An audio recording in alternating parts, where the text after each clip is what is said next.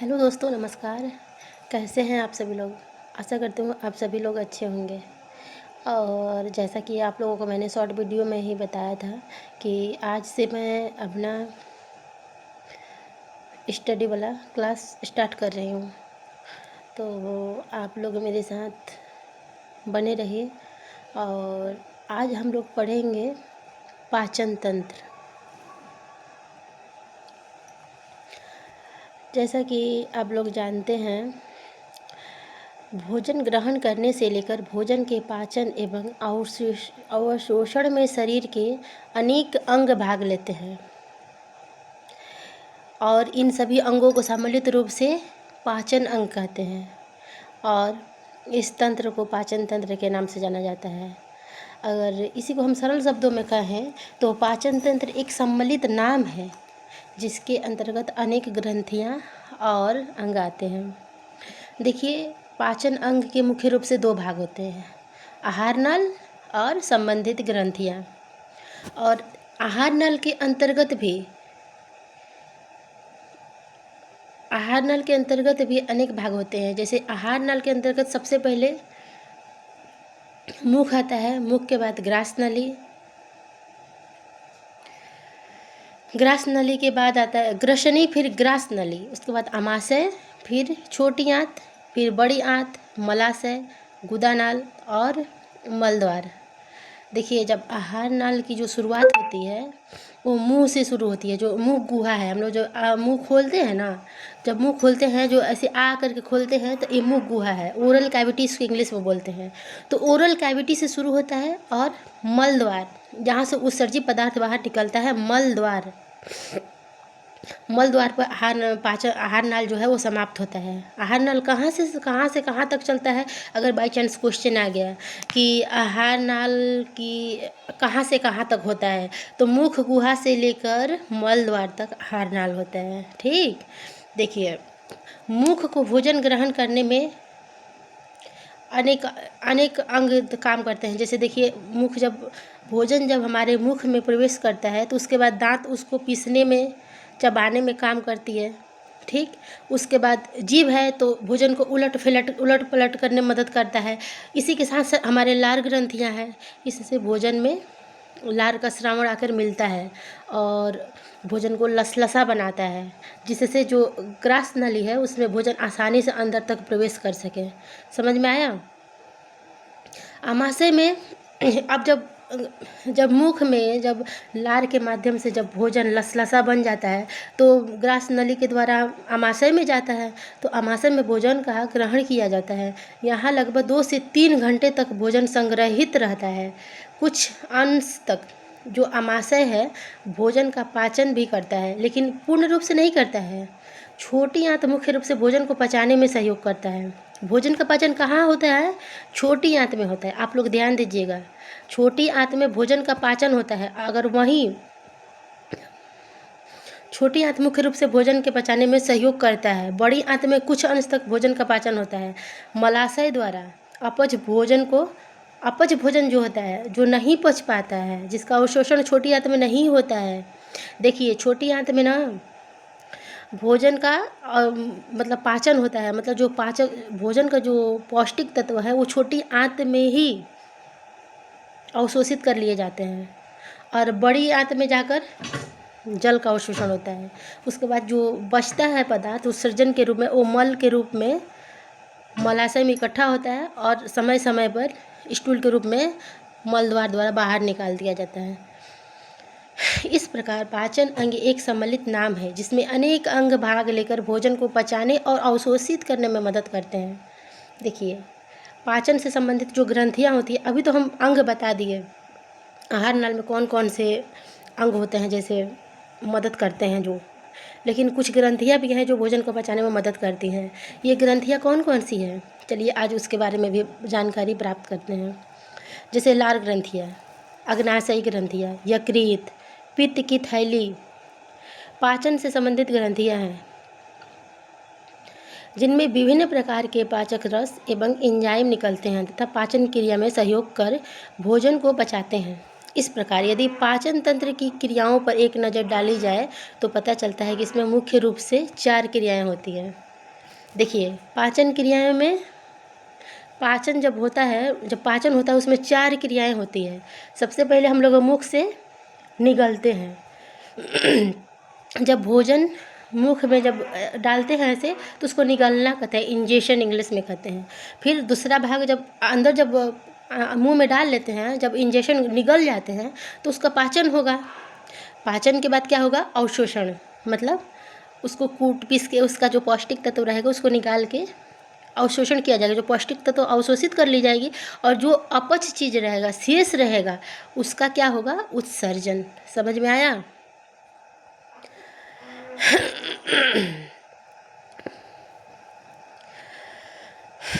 भोजन में उपस्थित वसा, प्रोटीन, कार्बोज इस स्थिति में नहीं होते हैं कि शरीर उसका सीधे सीधे अवशोषण कर सके।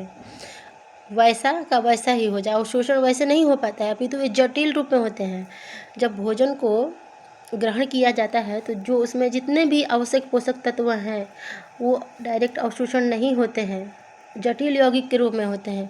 उनको सरल यौगिक के रूप में तोड़ना पड़ता है। ये जटिल से जब सरल रूप में टूटते हैं तब इनका अवशोषण हो पाता है।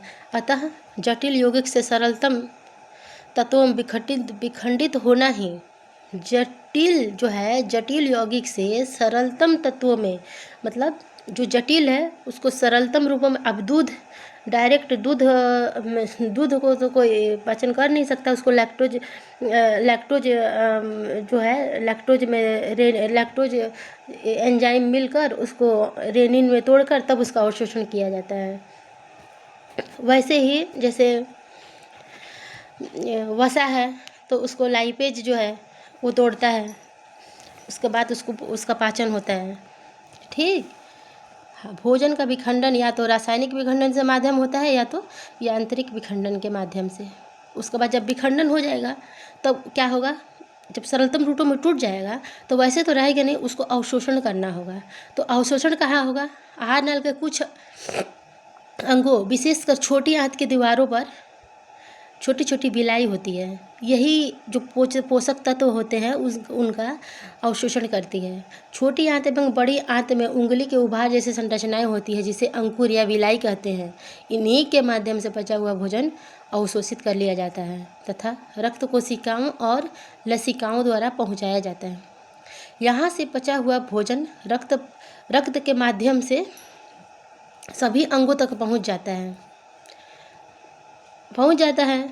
जब सभी अंगों तक पहुंच जाएगा तो अवशोषण हो जाएगा, यही अवशोषण कहलाता है। अब जो मान लीजिए जो अवशोषित हो गया उसके बाद भी कुछ वेस्ट पदार्थ बचते हैं ना, तो जो वेस्ट पदार्थ बचते हैं वही पदार्थ उत्सर्जन कहलाते हैं। समझ में आया? जो वेस्ट पदार्थ बचते हैं वो उत्सर्जन पदार्थ कहलाता है और उसको समय समय पर मल द्वारा समय समय पर निकाल दिया जाता है बाहर। पाचन क्रिया में भाग लेने वाले अंगों की रचना कैसी होती है, चलिए देखते हैं। मुंह, पहला तो पाचन क्रिया में भाग लेने वाला पहला जो अंग है वो मुंह है। देखिए पाचन अंग का जो प्रारंभिक भाग है मुंह है। मुंह से होकर ही भोजन ग्रास नली से होते हुए आमाशय में पहुंचता है। जो हमारे ये ग्रास नली है ना, यहीं से ग्रास नली से होते हुए ओफेगस कहते हैं इसको, ओसियोफेगस शायद कहते हैं इंग्लिश में। हाँ, मुंह में प्रवेश करते हैं, उसके बाद यहाँ से होते हुए आमाशय में पहुँचता है। ठीक। अतः इसे पाचन प्रणाली का मुख्य द्वार कहते हैं। जरूर जब यहाँ से शुरू होता है तो इसे पाचन प्रणाली का मुख्य द्वार अवश्य ही कहते हैं। ठीक है। मुंह से ग्रसनी के आरंभ तक के भाग को मुंह गुहा कहते हैं। मुंह से लेके एक ग्रसनी, यहाँ से लेके यहाँ तक के भाग को, जो हमारे मुख है, मुख जब यहाँ से लेके यहाँ तक के भाग को क्या कहते हैं? मुख गुहा कहते हैं। माउथ कैविटी जो करते हैं ना, इसका मुंह अंदर यहाँ तक रहता है ना, जो उसको माउथ कैविटी कहते हैं। मुंह के भीतरी ऊपर वाले भाग को तालू कहते हैं। ऐसे आप करेंगे ना तो ऊपर उंगली करके देखिएगा, उसको तालू कहते हैं। ऊपर वाले भाग को तालू 2 भागों में बटा रहता है। इसका अगला भाग कठोर होता है, जो सामने वाला भाग होता है देखिएगा उबड़ खाबड़ रहता है। आगे वाला जो भाग होता है कठोर होता है, जिसे कठोर तालू कहते हैं। तब पिछला भाग यहाँ से जहाँ से नाक का छिद्र निकलता है उसको कोमल तालू कहते हैं। सॉफ्ट जो होता है ना, कोमल तालू कहते हैं। कोमल तालू मासल एवं छोटा होता है तथा एक पर्दे की तरह कार्य करता है। यह कठोर तालु के पश्च सिरे से नीचे की तरफ कुछ वक्र लिए होता है, मतलब जैसे गोल में ऐसे होता है ना, ऐसे वक्र लिए हुआ, मतलब ऐसे गोल में मुड़ा हुआ गले के पास आ जाता है, ऐसे करके मुड़ के फिर गले के पास आता है। आप अंगुली हाथ शीशे में से आ करके देखिएगा, आप लोग को पूरे अच्छे से दिखाई देगा। और जब तक समझेंगे नहीं तब तक आप लोग को समझ में नहीं आएगा। शीशे में देखिए, देख देख के समझ सक, ऑब्जर्वेशन करके पढ़िए, करके सीखे, करके पढ़ेंगे तो ज़रूर याद होगा और समझ में भी आएगा। और पढ़ने से ज़्यादा समझना ज़रूरी है। कोमल तालु मार्शल एवं छोटा अंग एक पर्दे की तरह कार्य करता है। यह कठोर तालु के पश्च सिरे से निचले कुछ वक्र लिए होता है तथा किनारे से आकार ग्रसनी से मिल जाती है। समझ में आया? कठोर तालु लंबा होता है। मुंह के अगल बगल वाला भाग गाल कहलाता है। जो ये मुंह के अगल बगल, ऊपर वाला भाग तालु कहलाता है, लेकिन अगल बगल वाला भाग जो होता है वो गाल कहलाता है।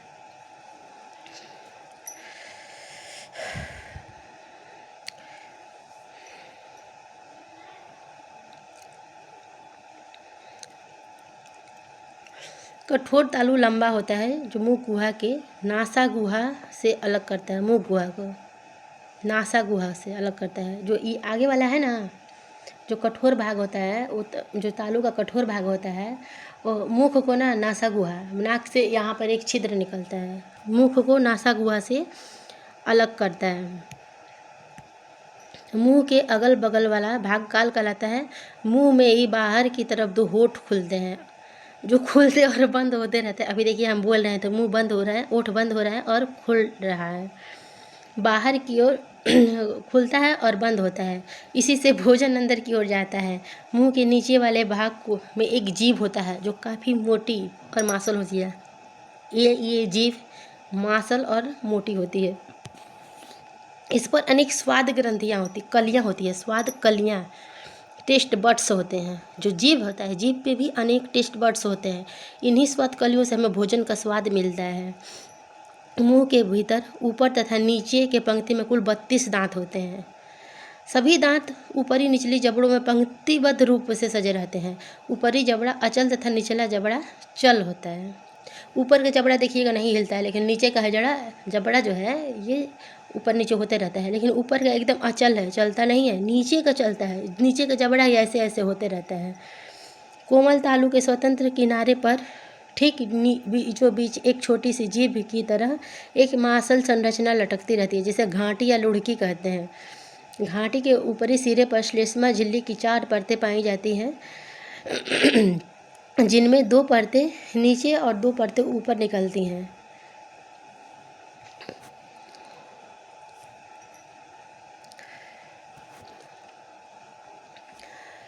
जो दोनों झिल्लियाँ होती हैं, उन दोनों झिल्लियों के बीच टॉन्सिल पाया जाता है। जो टॉन्सिल होता है वो लसिका नॉड की तरह कार्य करता है। अब जो पाचन, जो आहार नाल का आहार नाल में सहायक जो दूसरा अंग है वो दांत है। देखिए, भोजन को कुतरने में, चीरने, फाड़ने, तोड़ने, चबाने के लिए भगवान ने हमें 32 दांत दिए हैं। ऊपर जबड़े में 16, नीचे जबड़े में 16। ऊपरी जबड़ों तथा निचली जबड़ों में क्रमबद्ध रूप से सजे रहते हैं और इसमें लार ग्रंथियाँ होती है। जबड़े में ही लार ग्रंथियाँ भी, जबड़े के पास यहाँ पे एक लार ग्रंथि होती है, उसका भी नाम नहीं याद आ रहा है, कुछ मेडिकुलर कुछ ऐसे कुछ है, ठीक। और इसमें मैडिबल बोन होती है और निचले जबड़ा में मैक्सिलरी बोन होती है, जो ऊपरी जबड़े का निर्माण करती है। इन्हीं जबड़ों में दांत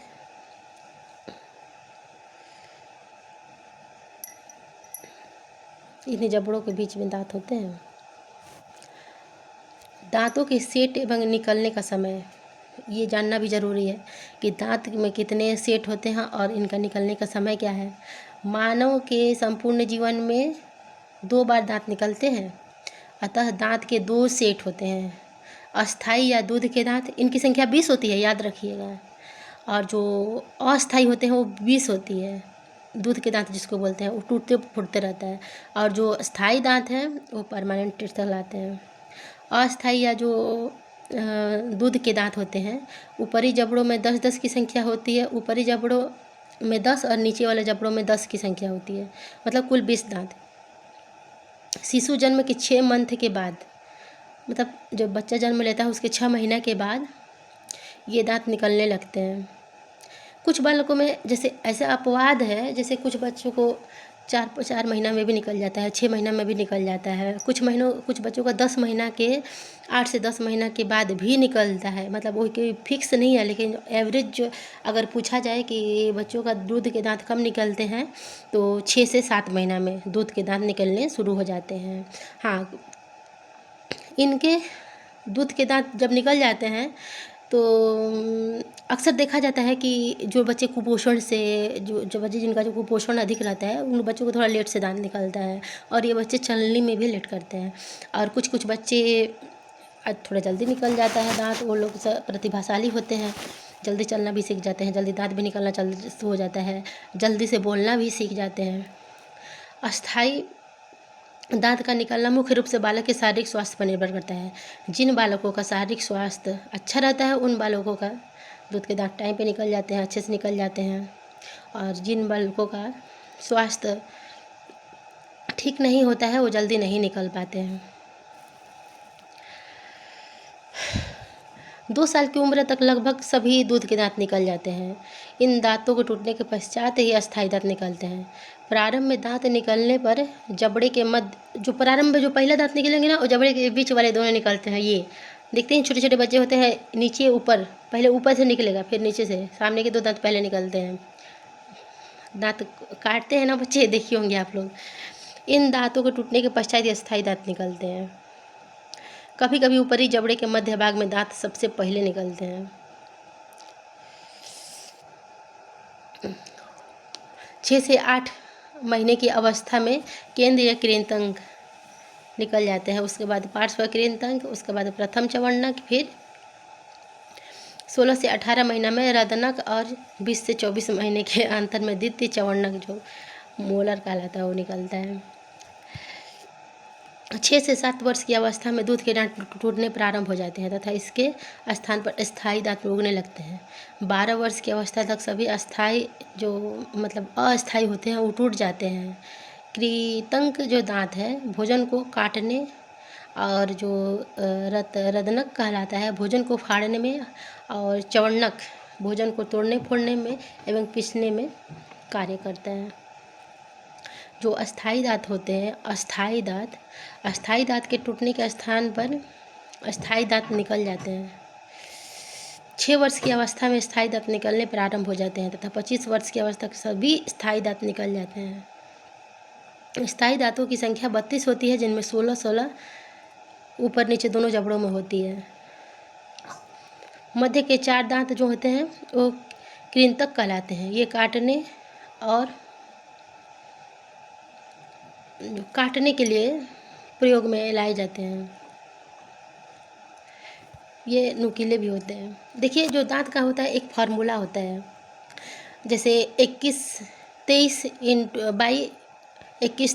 इंटू 2, मतलब 21-23 बटे 31-23 गुणे 2।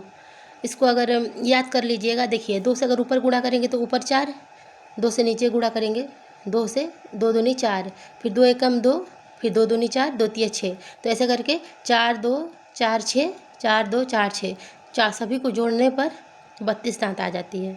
ठीक, आप लोग याद रखिएगा।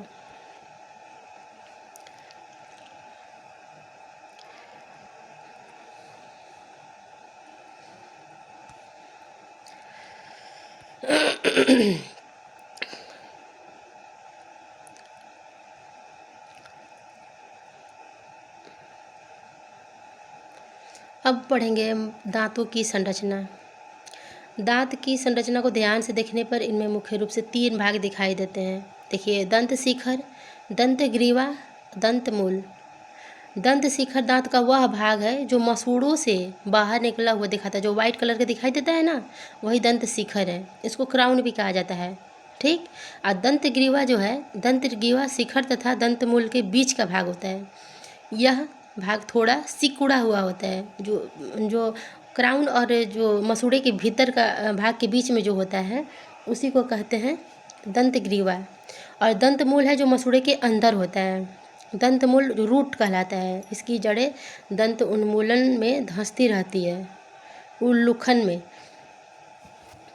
ठीक, याद रखिएगा। यदि दांत के भीतरी भाग को ध्यान देखें तो इनमें निम्न भाग दिखाई देते हैं। दंत वेष्ट मतलब इनेमल, दंत शिखर पर सफ़ेद रंग की एक बाहरी परत दिखाई देती है जिसे इनेमल कहते हैं। यह शरीर का सबसे कठोर भाग है। इनेमल जो होता है शरीर का सबसे कठोर भाग होता है। यह सामान्यतः क्षयकारी कारकों से अभेद रहता है। यह दांत का घर्षण के कारण होने वाली टूट फूट से रक्षा करता है। इसकी मोटाई 2 से लेकर 2.5 mm होती है। उसके बाद आता है इनामेल के बाद आता है डेंटाइन। डेंटाइन जो होता है, इनामेल के भीतर एक और मोटी परत होती है जिसे डेंटाइन कहते हैं। इनामेल के भीतर होती है डेंटाइन। यह अस्थि से भी अधिक कठोर होती है। यह दंत कोष्ठ को चारों ओर से घेरे रहती है। इसमें कई छोटी छोटी कैनाल होती है जिसे डेंटाइन ट्यूब्स कहते हैं। ट्यूब्यूल्स, डेंटाइन ट्यूब्यूल्स कहते हैं। इसी से ठंडा, हाँ, डेंटाइन में ही ठंडे गर्म का हमें महसूस होता है। कभी कभी आप लोग देखते होंगे कि गर्म चीज़ लेने से कान में दांत में झनझनाहट होती है, तो इसी डेंटाइन में ही झनझनाहट होती है। गर्म ठंडे वस्तुओं से किन किन लोगों को नहीं झनझनाहट से फील होती है, तो इन्हीं डेंटाइन में ही ये महसूस होता है। और तीसरा है पाल्म कैविटी, दंत कोष्ठ। दांत के भीतर बीचों बीच दंत कोष्ठ होता है जिसे दंत मज्जा कहते हैं। उसके बाद दांत की संवेदनाएं प्राप्त होती है इसी से। ठीक, दंत कोष्ठ में ही हमें संवेदनाएं प्राप्त होती है। यह तापमान को आकस्मिक रूप से परिवर्तन के प्रति विशेष रूप से संवेदनशील होता है। दंत मूल के नुकीले भाग में छिद्र होता है जिससे यह पदार्थ दंत कोष्ठ में पहुंचता है। फिर चौथा है सीमेंटम। यह अस्थि जैसे रचना होती है जो दंत मूल को ढके रहती है। यह दांत को सहारा प्रदान करता है तथा अस्थि गर्त में दांत को जमे रहने में सहायता पहुंचाता है। तो फिर हम लोग आज यहीं पे अपना वीडियो समाप्त करते हैं और नेक्स्ट वीडियो जल्द ही मैं डालूँगी। और आप लोग कमेंट करिएगा, अगर आप लोगों को कोई टॉपिक ना समझ में आए तो मैं ज़रूर आप लोगों की मदद करूँगी। और इस टॉपिक में मेन रूप से देखिए, किसी भी पेपर में ना दंत जो सबसे पहले होता है कि जो केनाइन कृदंत जिसको बोलते हैं, कृदंत का कार्य क्या है, फिर प्रीमोलर का कार्य क्या कौन सा है, मोलर दांत का कार्य क्या है, और दांत निकलने की उम्र, बच्चों में दांत कितने साल की उम्र में निकलती है, ये क्वेश्चन हमेशा आते रहते हैं। और ये भी क्वेश्चन हमेशा आता है कि दांत का शरीर का सबसे कठोर भाग क्या है, तो दांत का इनेमल है वो सबसे कठोर भाग होता है। इसके अलावा आहार नाल में भोज्य पदार्थ का अवशोषण कहाँ होता है, जल का अवशोषण कहाँ पर होता है, ये सब क्वेश्चंस ज़्यादा आते हैं। तो आप लोग ध्यान से एक बार रिवीजन कर लीजिएगा। उसके बाद ये भी क्वेश्चंस आते हैं कि भोजन का पाचन कहाँ से शुरू होता है, भोजन कहाँ से लेकर आहार नाल का भाग कहाँ से कहाँ तक है। उसमें 2-3 ऑप्शन रहेंगे, तो आप लोग को याद होगा कि आहार नाल की शुरुआत होती है मुख गुहा से लेकर मल द्वार तक। इसके अलावा जो भी आप लोग को क्वेरी होगी ज़रूर कमेंट करिएगा और चैनल को लाइक सब्सक्राइब करिए। और साथ में पढ़ेंगे, आगे बढ़ेंगे। हम तो बढ़ गए, अब आप लोग को आगे बढ़ाना है। और बस अगर कोई भी टॉपिक आप लोग को चाहिए तो मैं ज़रूर आप लोग की मदद करूँगी। Thank you. मिलते हैं नेक्स्ट वीडियो में।